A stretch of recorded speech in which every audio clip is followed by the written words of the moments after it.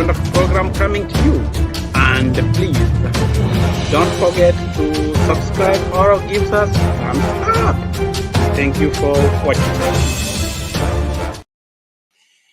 Yeah, thank you for tuning in to KJ TV. And today we are having a program to talk about the role of mental health aid in the promotion of mental wellness.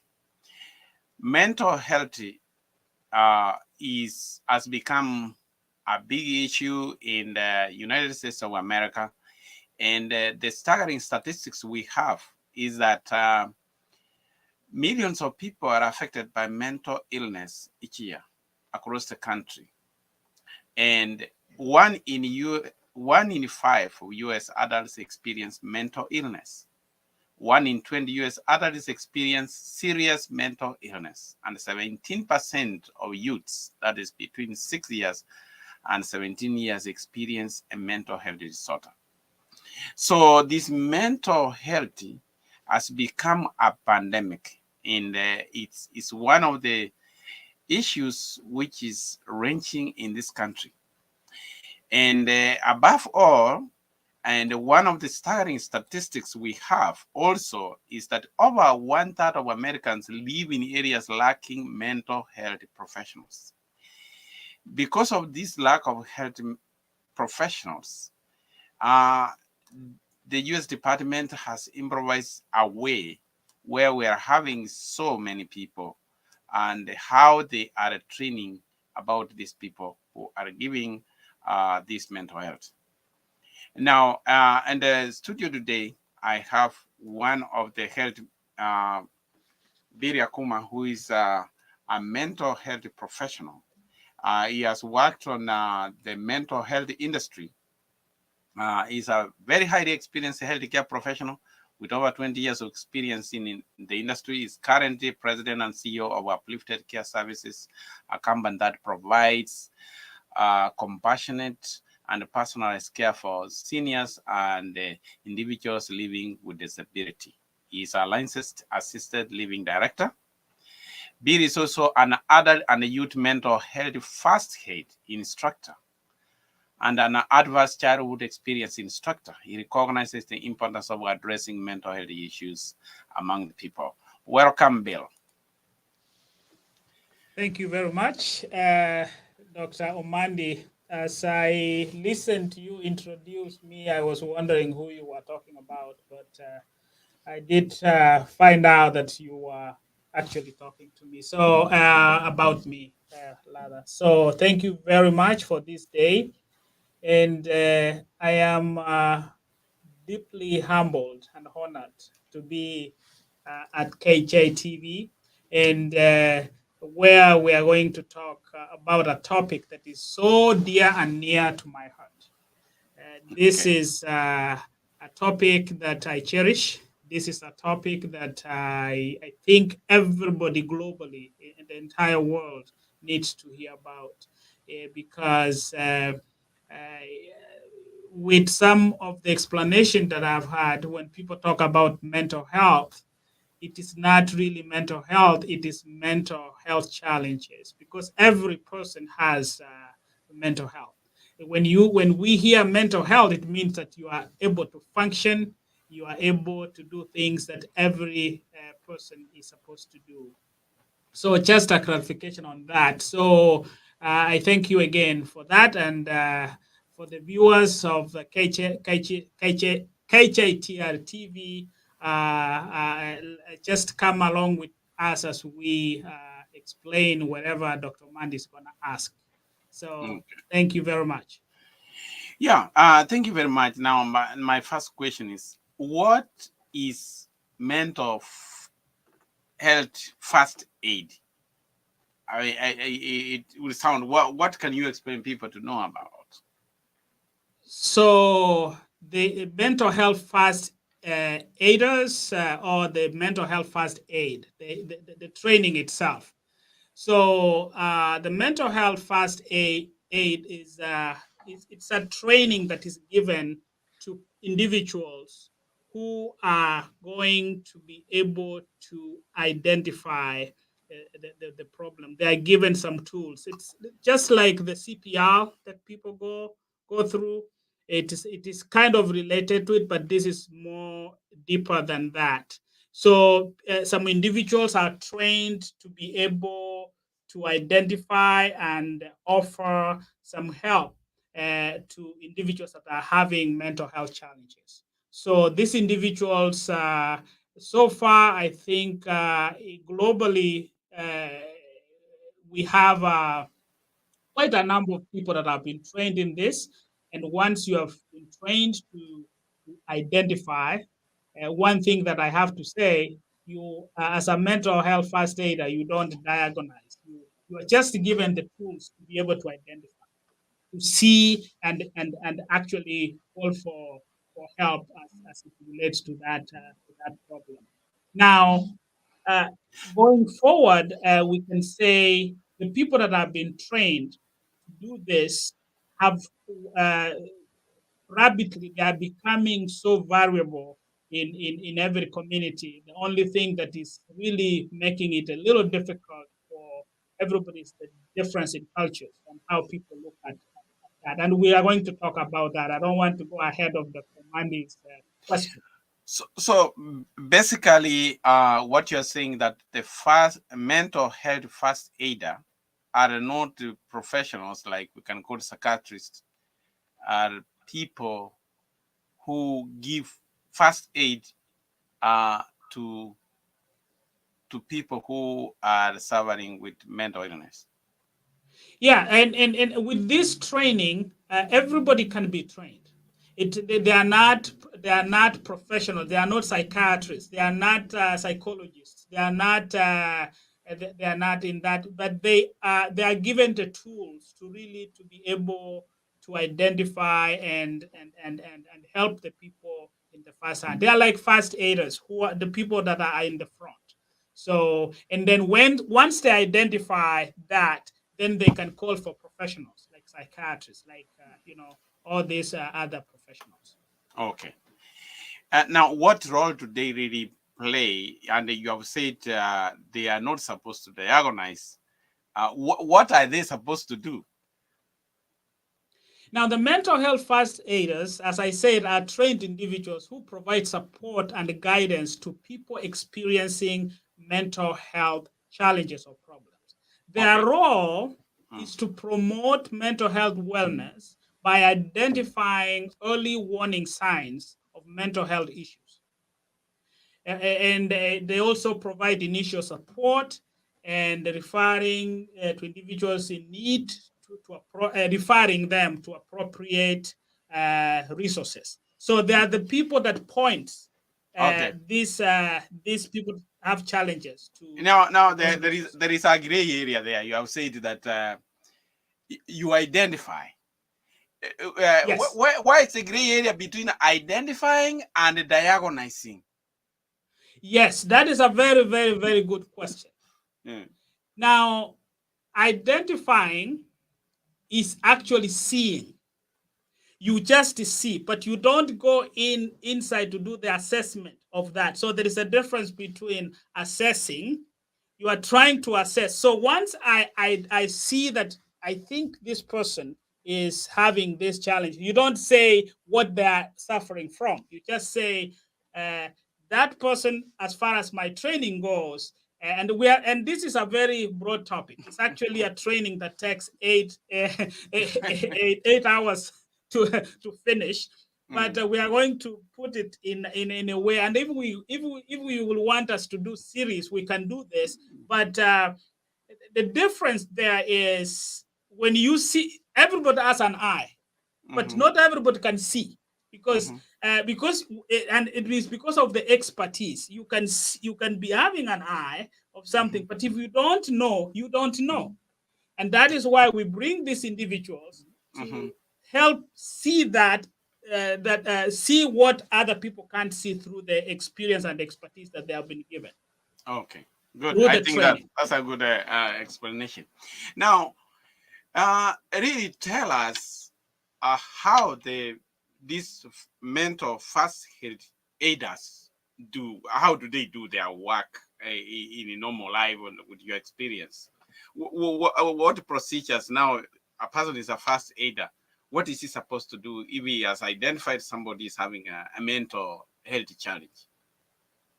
So as I said, I think your question, if I'm not hearing it, if I'm not hearing it wrong, you are asking about how do they promote mental health wellness. Maybe Yes. that is the Yeah. question. Is Hmm. that yeah? Yeah. So Yeah. You as got it I right. said, the mental health first aiders, they they look at the they identify, they point us towards the early intervention. So the mental first aiders are trained, as I said, to identify the early warning signs Mm-hmm. they they of the mental health problems such as anxiety, Mm. depression, substance abuse, and by recognizing these signs, they can provide early intervention and support to prevent the problem from escalating. So as I've mentioned, the anxiety, depression, substance abuse, or suicidal ideations, once they identify them, they kind of use some formula that we are going to see in Mm. everything that you do. You have a formula to help point people towards the right channels for help. Mm. They Okay. also they also provide initial support.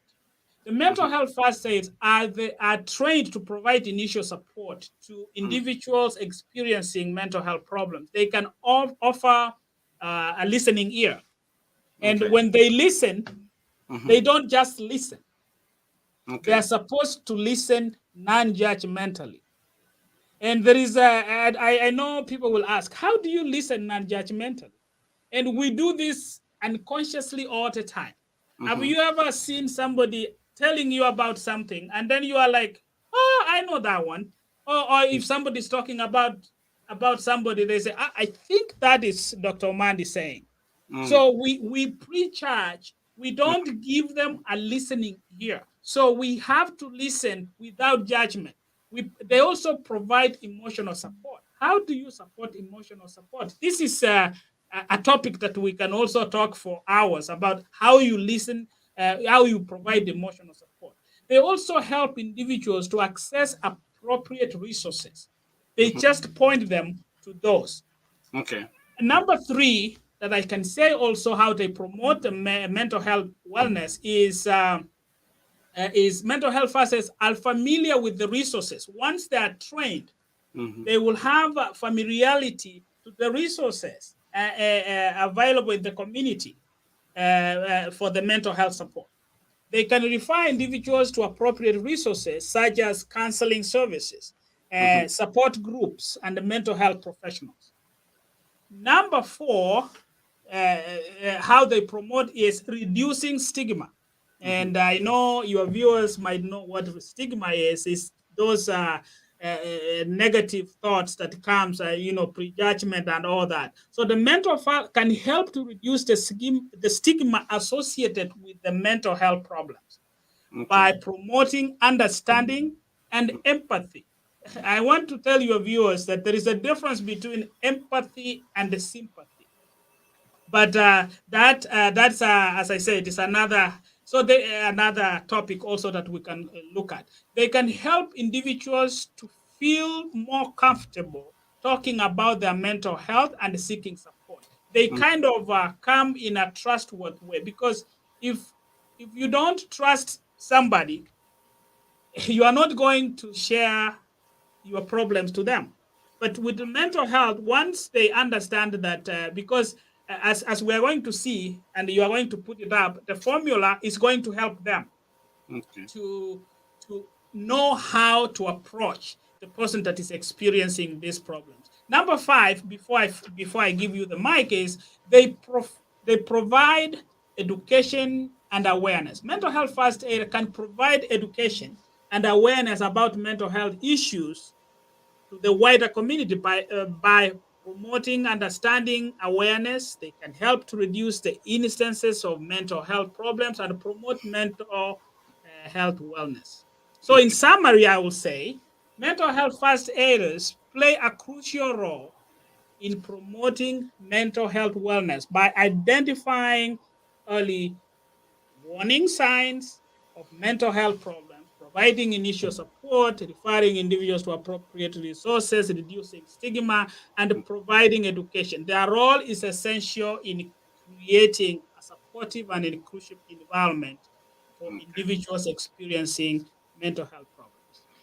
Yeah, now given with your wealth of experience on this mental health first aid, what are some of the common challenges they face in providing these services? What are some of the challenges you experience? The first challenge, I think, it's the stigma that comes with this problem. Mm-hmm. And a lot of people, especially when you go to the cultural aspect of things, a lot of people are not accepting this Okay. thing, and they are not able to come out freely to express how they are feeling, in fear of being looked down upon, being criticized, and a lot of times we, as a people out here, we just call people by their diagnosis. It's like we diagnose people every day. You will see somebody says, "Oh, so and so is so bipolar.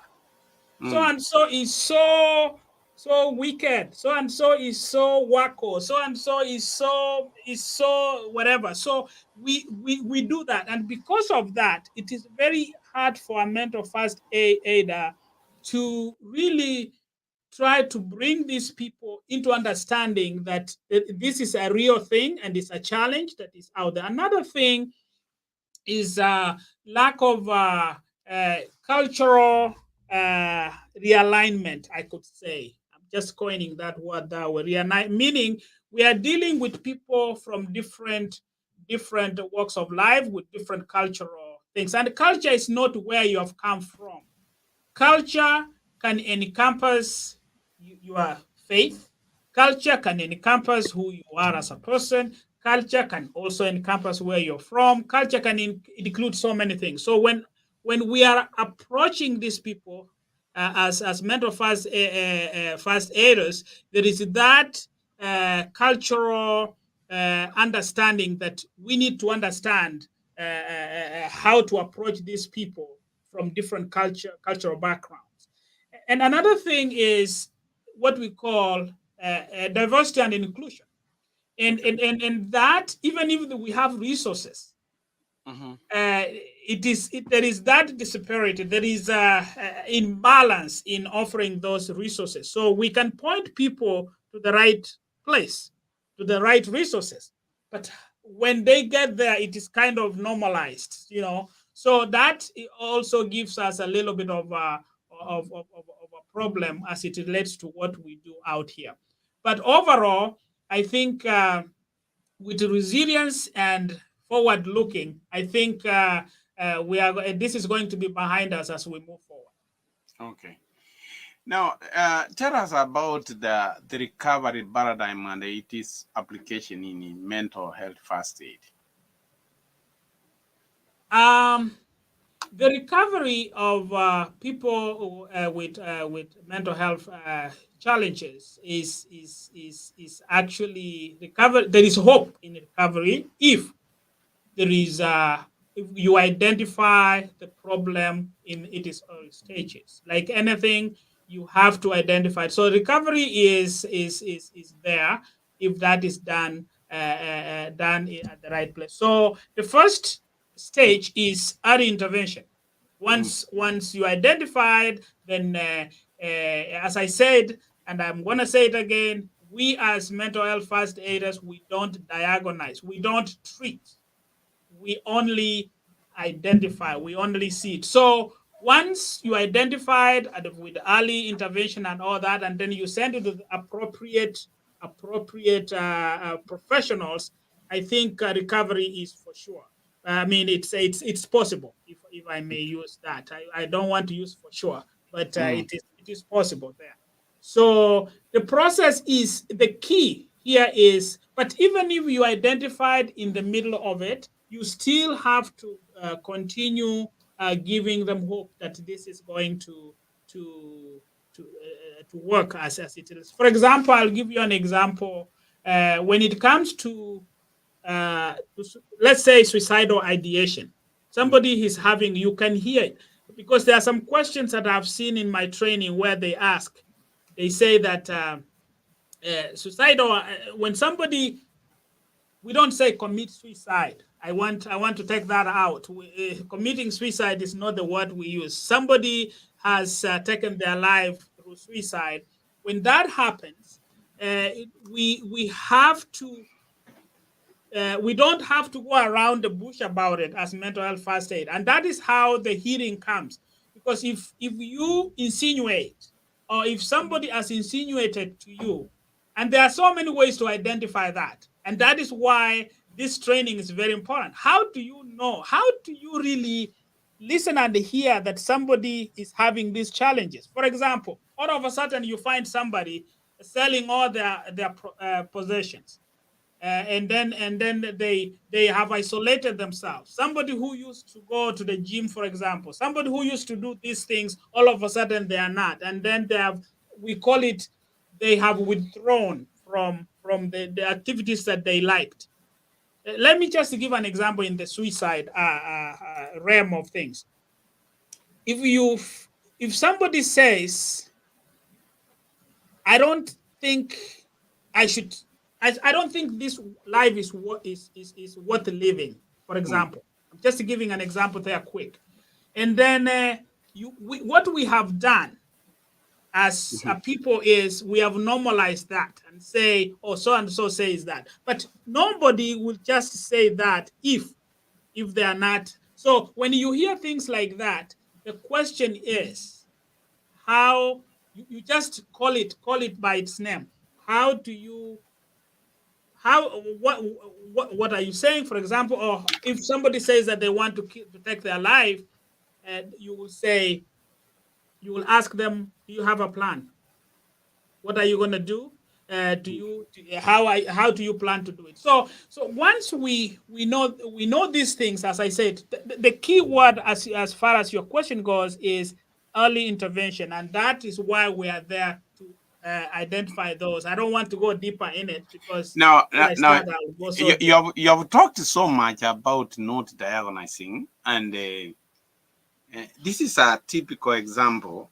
Like if I'm driving on the road and somebody happens to pass on the road who's dressed in a way and is carrying some things, generally, commonly, we think this person is having a mental issue.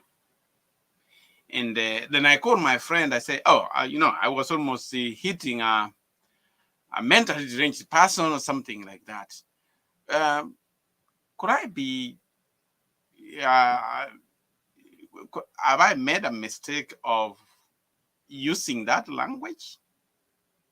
Yes, you have, because the fact that I'm wearing rags, I'm wearing whatever, it doesn't mean that so what you are doing there, you are already diagonizing me, because I could be suffering from something else that is not what you are thinking. Or I could, there are a lot of things. So unless you have really engaged with this person, that's when you are going to say this is a madman or whatever. But even though you are not supposed to say this is a madman because your work is not diagonized, yes, you can see that, but has this person done anything wrong to you?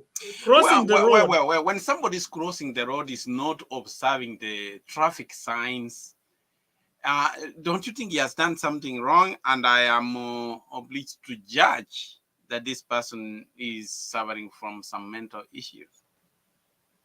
Would I be wrong? You cannot conclude that somebody is suffering from mental illness or mental challenges because they are crossing the road without observing, because without looking, because we don't know how he did. This is a very interesting question, though, and I have to be careful on how to handle that, because it's a very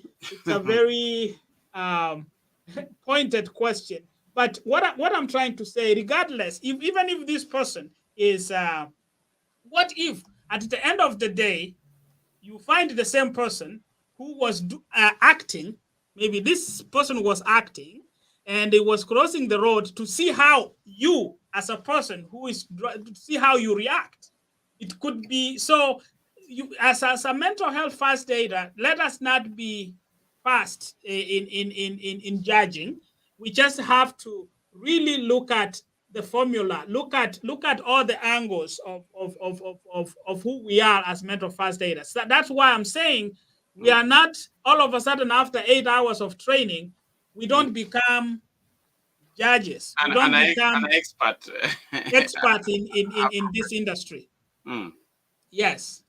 But your question needs a lot of deciphering. It needs a lot of deeper whatever, and I don't want to confuse your viewers in answering this question. But the only thing I'm right asking is because I was following on what you are saying. There Yes. is a gray area between the diagonizing and identifying.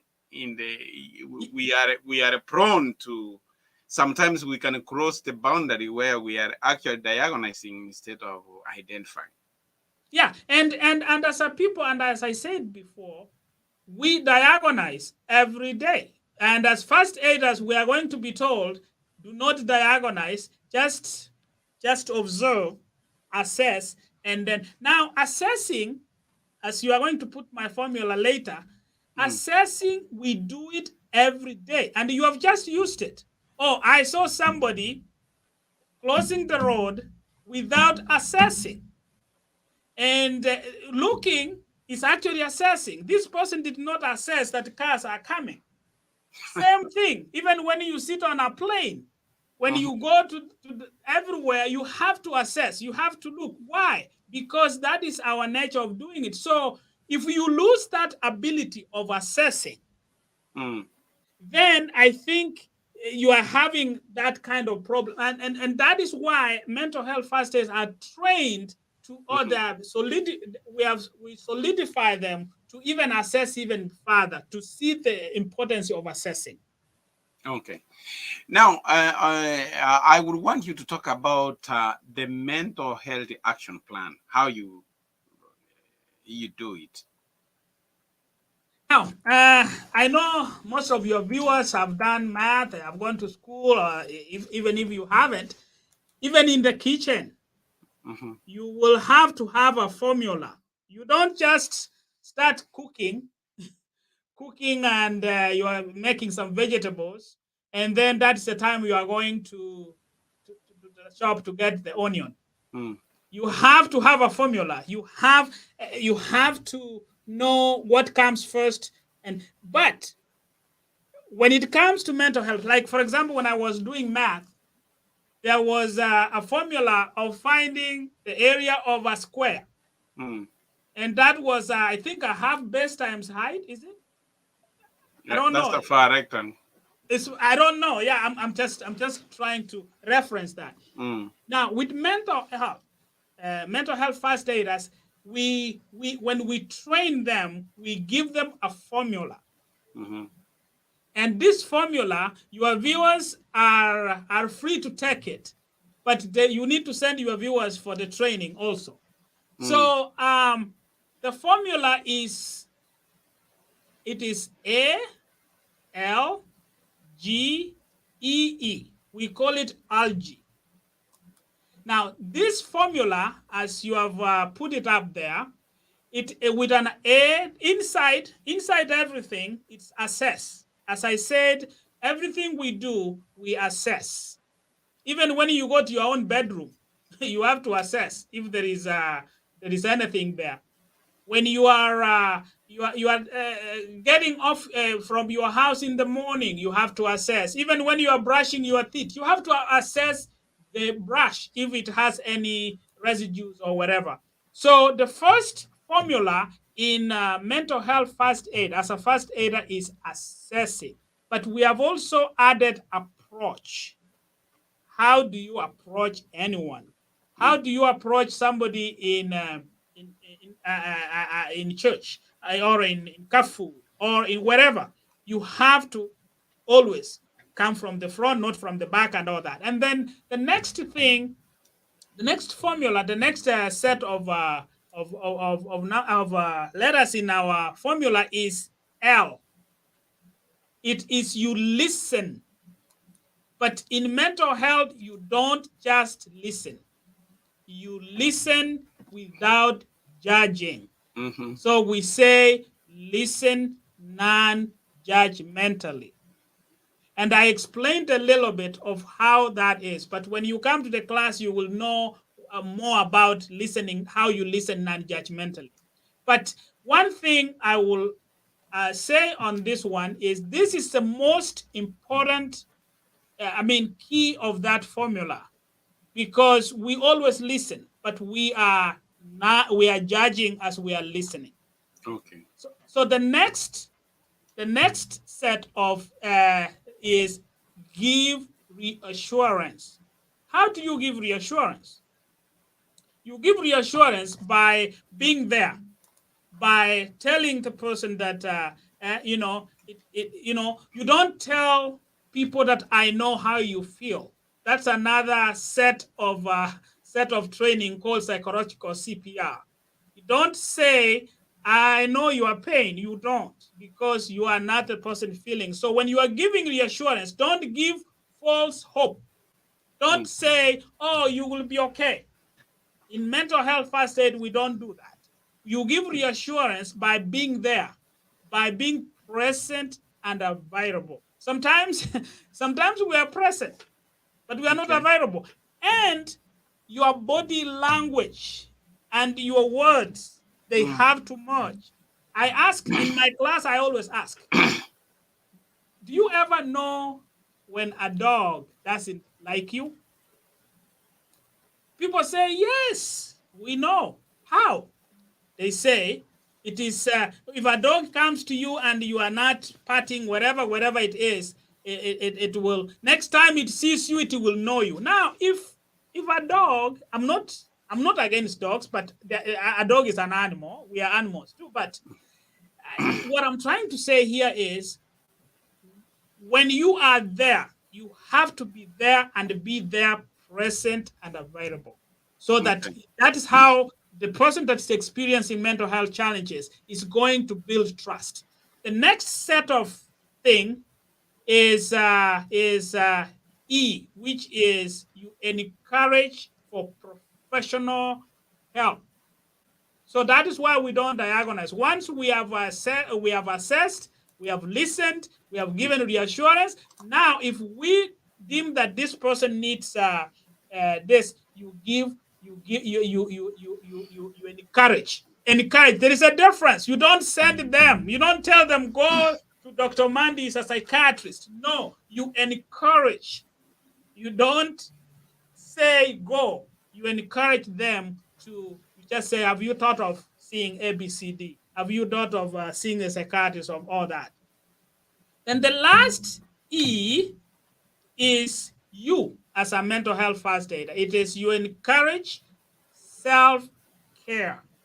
That goes both ways. Encourage self-care for the person that is experiencing the problem and you as a person after that. So you encourage self-care, meaning you just help them understand that the importance of that by giving them that. And self-care is a topic of its own that we can talk about. But as far as your viewers goes, I think self-care is the most paramount thing that we as a people needs to do. So it is ology. It is A, or I call A in the square root of 2, which is assess or approach.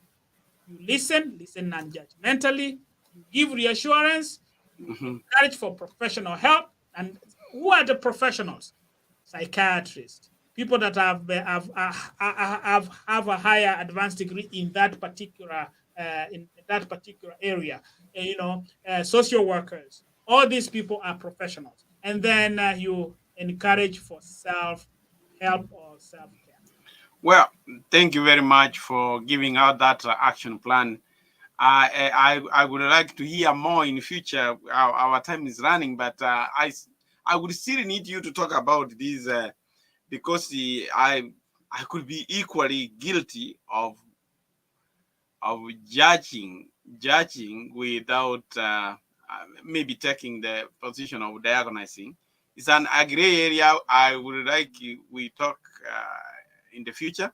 But thank you very much for your time. Our time is gone here. And thank you for the information you have given. I hope this will help many people to understand about mental health.